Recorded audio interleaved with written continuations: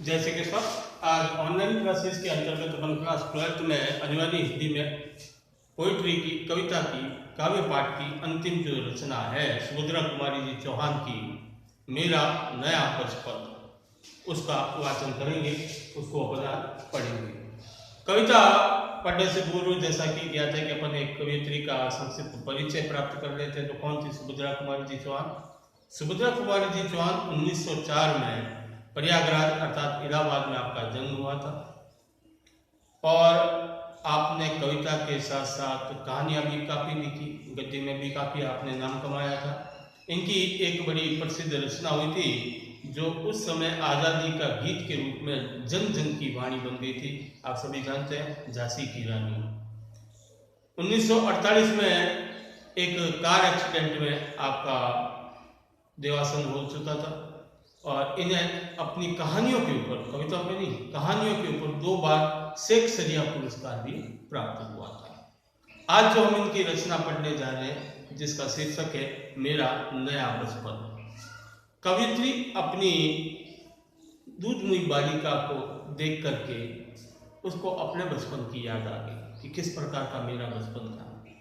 आज युवा अवस्था में, प्रौढ़ावस्था में वह कवियत्री अपने उस बचपन को काफ़ी मिस कर रही है।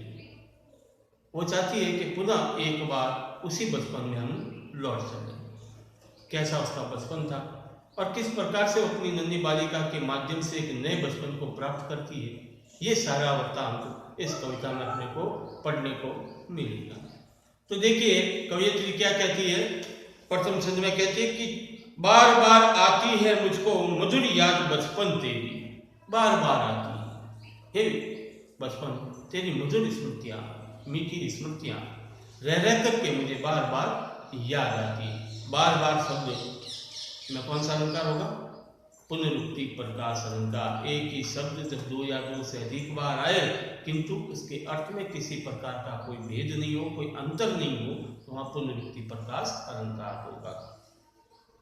बार बार आती है मुझको मधुर याद बचपन तेरी, गया ले गया तू जीवन की सबसे मस्त खुशी मेरी। गया ले गया तू क्या क्या लिए? हे जवानी, तू मेरे बचपन को छीनकर जीवन की सबसे मस्त जो क्षण थे, जो सबसे आनंददायक क्षण थे, वो क्षण तू मुझसे लेकर के चला गया। चिंता रहित खेलना खाना वह फिरना निर्भय स्वच्छंद। अब बचपन जो था वो सबसे उत्तम क्यों था? क्योंकि चिंता रही। बचपन में किसी प्रकार की कोई चिंता नहीं होती, कोई तनाव नहीं होता। ज्यों ज्यों बड़े होते हैं मनुष्य में अनेक प्रकार की चिंताएं, अनेक प्रकार के तनाव आने प्रारंभ हो जाते हैं, लेकिन बाल्य अवस्था चिंता से मुक्त होती है। दूसरा निर्भय होती है। निर्भय यानी बिना भय।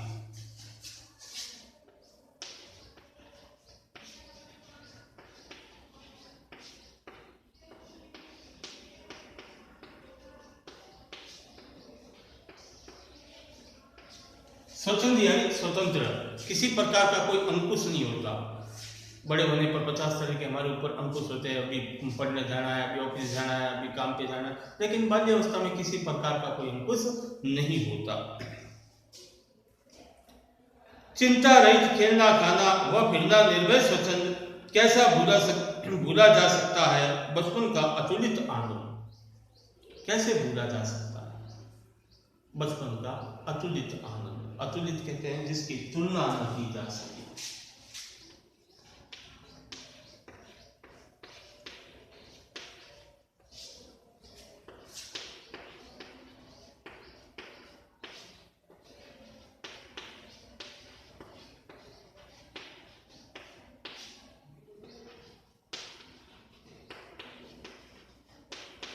जिसकी तुलना न की जा सके वो है अतुलित, अतुलनीय, जिसके बराबर का कोई नहीं हो। कैसे भूला जा सकता है बचपन का अतुलित आनंद? ऊंच नीच का ज्ञान नहीं था, छुआछूत किसने जानी, बनी हुई थी वहां झोपड़ी और चित्रों में मेहरानी। ऊंच नीच का ज्ञान नहीं था। हम ज्यों ज्यों बड़े होते हैं हमें धर्म, जाति, पद आदि चीजों को लेकर के भेद उत्पन्न होने लगते हैं। मैं एसपी का लड़का हूँ, ये मजदूर का लड़का है, ठीक है, मैं ब्राह्मण जाति से हूँ, ये शूद्र जाति से है। लेकिन बाल्यावस्था में आपने देखा होगा कि सब के सब क्या होते हैं, एक होते हैं, उनमें किसी प्रकार का कोई भेद नहीं होता। एसपी का लड़का भी बाहर खेल रहा है आंगन में, और मजदूर का लड़का भी उसके साथ आंगन में खेल रहा है, हिंदू का भी खेल रहा है, मुस्लिम का भी खेल रहा है, ब्राह्मण का भी खेल रहा है, शूद्र का भी खेल रहा है। उनमें किसी प्रकार का कोई भेद या अंतर नहीं होता, कोई ऊंच नीच नहीं होती, न कोई छुआछूत होती। जब भेद ही नहीं है किसी प्रकार का, तो न तो ऊंच नीच होगी और न ही छुआछूत होगी। अस्पृश्यता छुआछूत कहते हैं। बनी हुई थी वहां झोपड़ी और चित्रों में मैं रानी। हालांकि कवियत्री कह रही कि बाल्यावस्था जो थी मेरी, वो आर्थिक रूप से संपन्न नहीं थी। माता पिता जो थे एक सामान्य श्रेणी के लोग थे, लेकिन उस सामान्य श्रेणी में भी उस झोपड़ी की तो मैं रानी थी, अर्थात रानी की तरह रहा करती थी। मुझे उतना ही मान सम्मान दिया जाता था पारिवारिक सदस्यों के माध्यम से, जितना एक रानी को या महारानी को दिया जाता है। किए दूध के कुल्ले मैंने चूस अंगूठा सुधा पिया। दूध के कुल्ले करना, कई बार आपने देखा होगा कि छोटी अवस्था में बालक दूध को उगल देता है, जो दूध पीता है उसको बाहर निकाल देता है। तो कवियत्री कह रही कि ये कार्य मैंने भी किए, दूध के कुल्ले मैंने भी किए। किए दूध के कुल्ले मैंने और चूस अंगूठा सुधा पिया। सुधा कहते हैं अमृत को।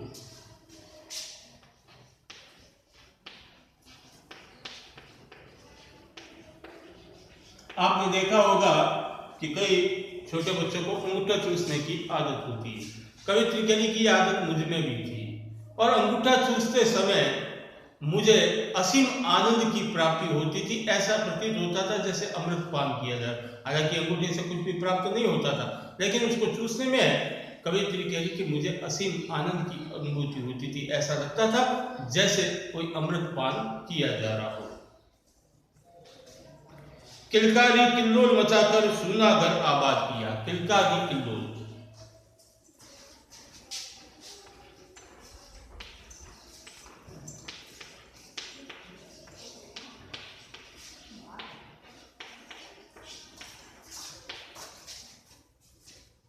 बच्चों का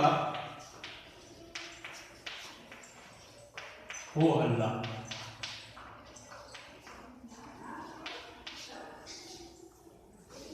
बच्चे खेलते कूदते आवाज करते हैं, वो कहते हैं किलकारी किल्लोल, बच्चों का हो हल्ला। किलकारी किल्लोल मचाकर सूना घर आबाद किया। मैंने भी अपने बाल्यावस्था में अपने पारिवारिक सदस्यों के छोटे छोटे बच्चों के साथ, घर पड़ोस के बच्चों के साथ घर में बहुत से उद्यम किए हैं, बहुत सा हंगामा किया है, और मेरे उस सूने घर को आबाद किया। अन्यथा उस घर में बाकी सब वयस्क लोग थे, वे ज़्यादातर अपने अपने काम में व्यस्त रहने के कारण पूरे घर में एक शांति छाई रहती थी। उस शांति को भंग करने का कार्य हमने बचपन में किया। बड़े बड़े मोती से आंसू जयमाला पहनाते थे, रोना और मचल जाना भी क्या आनंद दिलाते। रोना और मचल जाना भी क्या आनंद दिलाते थे। कवित्री कह रही है कि रूठना भी आनंद देता था, रोना भी आनंद देता था। क्योंकि आपने देखा होगा बच्चे सामान्यतः उस अवस्था में होते हैं जब वो किसी बात को जिद करते हैं, और बालकों के या छोटे बच्चों के रोने पर माता पिता क्या करते हैं, उसका रोना बंद करने के लिए उसकी जिद को पूरी कर देते हैं। तो कवियत्री कह रही उस रोने में भी आनंद था। क्यों आनंद था? क्योंकि उसकी बात मान ली जाती थी। रोना और मचल जाना भी क्या आनंद दिलाते थे, बड़े बड़े मोती से आंसू जयमाला पहनाते थे। बड़े बड़े मोती से आंसू, बालक एक क्षण में ऐसा रो लेगा कि जैसे बहुत भारी उसकी विपत्ति पड़ गई, और दूसरे क्षण वो चुप भी हो जाएगा। बड़े बड़े आंसू के साथ रोने वाला बालक दूसरे क्षण चुप भी हो जाएगा। तो कवियत्री कह रही कि बड़े बड़े आंसू उसको जयमाला पहनाते थे। जयमाला कहते हैं विजय की माला। जब कोई विजित होकर के आता है, जब कोई विजय होकर के आता है, तो उसको जो माला पहनाई जाती है वो कहलाती है जयमाला। तो कवियत्री के लिए जयमाला क्यों है? क्योंकि रोने के बाद उसे उसके कार्य में विजय प्राप्त हो जाती थी, उसकी बात मान ली जाती थी, उसकी जिद पूरी हो जाती थी। मैं रोई, माँ काम छोड़कर आई, मुझको उठा लिया, झाड़ पहुंचकर चुन चुन कर गीले गालों को सुखा दिया। अब देखिए, बालक के रोने का और बड़े के रोने में ये फर्क होता है। बालक के रोने का आवाज सुनकर घर परिवार के सदस्य दौड़ करके आते हैं, दौड़ करके आकर के उसे चुप कराने का प्रयास करते हैं, जबकि बड़ों के साथ ये सारी चीजें नहीं होती। और लेखिका कह रही, जैसे मैं रोई तो माँ मेरी दौड़ करके किचन से आ जाती है, रसोई से आ जाती है, मुझे झाड़ पोंछ करके साफ करती है और मेरे को चुनती है और चुप कराने के प्रयत्न करती है। तो बालकों के प्रति आकर्षण होता है, स्वाभाविक रूप एक आकर्षण होता है माता पिता का, उसके परिवारजनों का, कि वो उसे रोता नहीं देख सकते। जैसे ही रोने की आवाज आती है तुरंत कोई ना कोई उसे चुप कराने के लिए आ जाता है। दादा ने चंदा दिखलाया, नैन नींद युक्त दमक उठे। दादा ने चंदा दिखलाया, हमने देखा होगा कि बालकों को, छोटे बच्चों को रोते समय कई तरह के प्रलोभन दिए जाते हैं, कई तरह से डराया जाता है। कोई कहता है देखते को चंदा मामा ला के दूंगा, कोई कहते हैं भूत आ जाएगा, शेर आ जाएगा, चुप हो जा, पुलिस पकड़ के ले जाएगी। तो नाना प्रकार के यत्न करके उस बच्चे को चुप करने का प्रयास करते हैं। तो यहाँ कवियत्री कह रही है कि दादा ने चंदा दिखलाया, दादा ने मुझे कहा कि देख रो मत, मैं तेरे को चंदा मामा दिखलाता हूँ। और मैं भी नैन नीर युक्त दमक उठे, आंखों में आंसू, नीर युक्त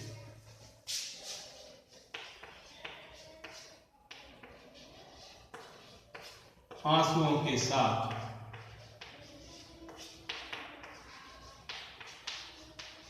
जो अभी एक पल पूर्व मेरी आंखों में आंसू थे, वही आंसू चंदा मामा को देख करके दमक उठे। दमक उठना, चमक जाना, महक जाना। दादा ने चंदा दिखलाया, नैन नीर युक्त दमक उठे, धुली हुई मुस्कान देखकर सबके चेहरे चमक उठे। और मेरे को चुप देख करके बाकी परिवार के जो सदस्य अभी चिंताग्रस्त थे, वे सब भी, उनके चेहरों पर भी एक चमक आ गई थी, एक मुस्कान आ गई थी।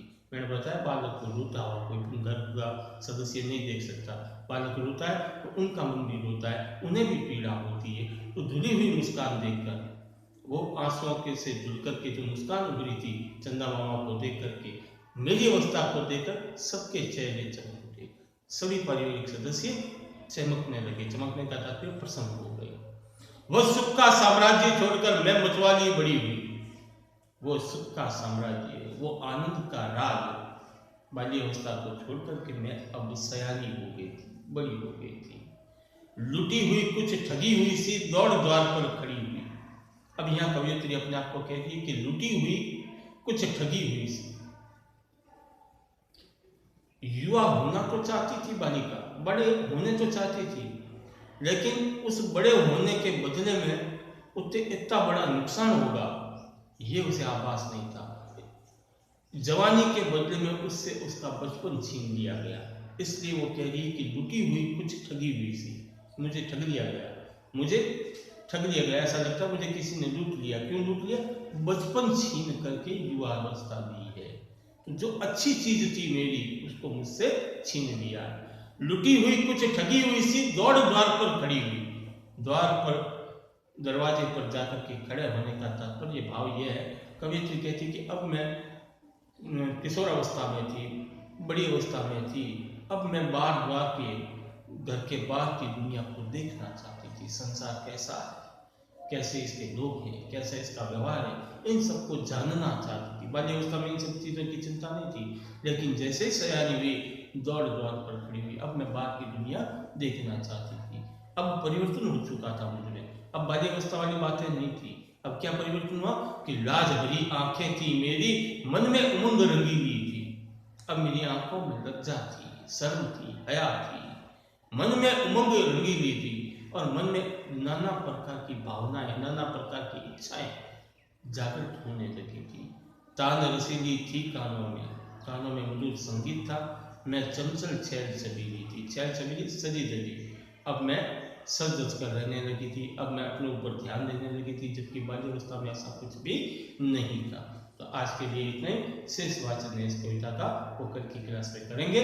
तब तक के लिए धन्यवाद। जय श्री कृष्ण।